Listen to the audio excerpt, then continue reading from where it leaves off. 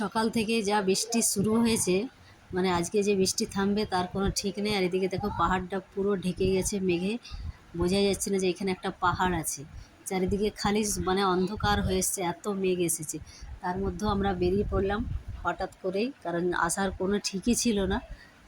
তো মনে হলো যে না, এক জায়গায় থাকতে থাকতে কেমন যেন বোরিং লাগছে, তাই চলে এলাম। আজকে আমরা খাওয়া দাওয়া করে ওই 3টে নাগাদ বেরিয়ে পড়লাম। আর এদিকে দেখো কুচুটা আমার ঘুমিয়ে পড়েছে। তো আমি যে আসছি এখনও কিন্তু কেউ জানে না। তো ভাবলাম একেবারে পৌঁছে তারপরে সবাইকে জানাবো। আর এখন মানে দুদিন নতুন বৃষ্টি হচ্ছে, তো সবারই এখন একটু একটু শরীর খারাপ হচ্ছে। তো আমারও শরীর খারাপ হয়েছে, সর্দি কাশি জ্বর সব কিছুই আছে।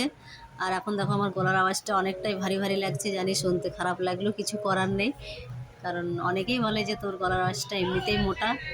আর এদিকে দেখো রঘুনাথপুর আমরা ঢুকে গেছি। আর এইদিকে দেখো আমার কুচুটা ঘুমিয়ে গেছে, কখন থেকে উঠাচ্ছি কিন্তু কিছুতেই উঠছে না। আর এই দেখো আমাদের রঘুনাথপুর চলে এসেছি, কিন্তু সমস্ত দোকানপাট যা ছিল সব কিছু কিন্তু ভেঙে দিয়েছে। আর এখানে আমরা নেমে পড়েছি চা খাওয়ার জন্য। তো চলো, আমাদের লটারি কিনছে তোর বাবা।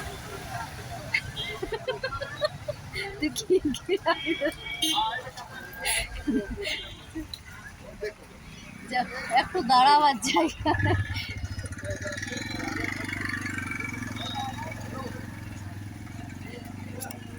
তো নেমে পড়েছি আমরা এখন গাড়ি থেকে, আর এই যাচ্ছি চায়ের দোকানে।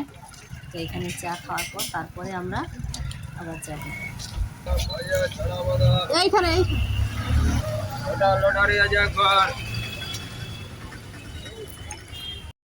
আর একটু বসে যে চা খাবে তার উপায় নাই, কারণ এত বৃষ্টি হয়েছে, সব কিছুই ভিজা। আর এখানে বেঞ্চটাও ভিজে গেছে, তাই দাঁড়িয়ে দাঁড়িয়ে চা খেয়ে নিলাম। আর আমাদের চা খাওয়া হয়ে গেছে। আর ওদিকে দোকানে গেছে আমাদের ফুচকুগুলোর জন্য বিস্কুট, কিছু চকলেট বিস্কুট নেওয়ার জন্যে। আর চলো, আমাদের হয়ে গেছে, এখন আমরা উঠে পড়ছি গাড়িতে। তো কিছুক্ষণ আগেই দিদিকে বললাম যে তোর ছুটি হয়েছে কি না বল। তো দিদি বললো 5 মিনিট দাঁড়া। তো এখন আমরা দাঁড়িয়ে আছি। আর এই মাত্র দিদিকে বললাম যে আমরা এসে গেছি, তুই বাইরে বেরো। তার জন্যই এখন আমরা অপেক্ষা করছি। আর এই যে এইদিকে দেখো আমার দিদি এসে গেছে।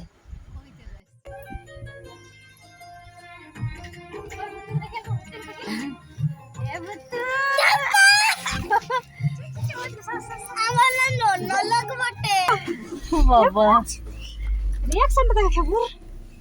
দেখে দেখে দুজনের একটু আদরটা দেখে, বাবা রে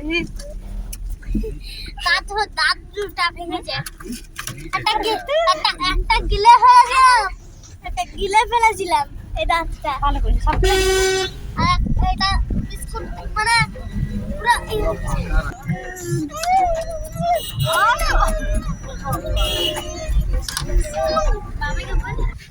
তাকে জানাচ্ছে।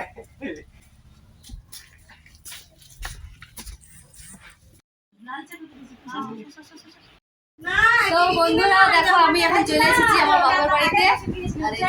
আসানসোলে কিনলে না কিটা সেই নামটা ওটাই তো বলছি, একই সাথে কিনেছিল ও এই শাড়িটা ব্লু আর একটা খয়েরি কালারের কিনে বলে নিয়েছিলাম তো। না না, একই রকমই লাগছে। হ্যাঁ ঠিক।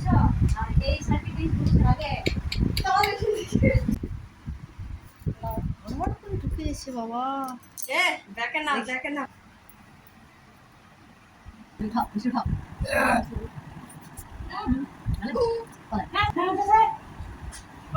ভিডিও বানাইছে। Hello guys.